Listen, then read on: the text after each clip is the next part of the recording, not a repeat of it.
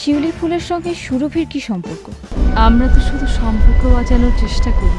এগুলো সব মিথ্যা। তুমি ছাড়া কেউ নেই আমার জীবনে। একটা রাত এখন আর ঠিক মতো ঘুমাতে পারি না। বিয়ে করলে কবে? না না আঙ্কেল, ও তো আমার ফ্রেন্ড। আপনি তো সুরভিকে মেরে ফেলেছেন। তোমার কি হয়েছে বলো তো?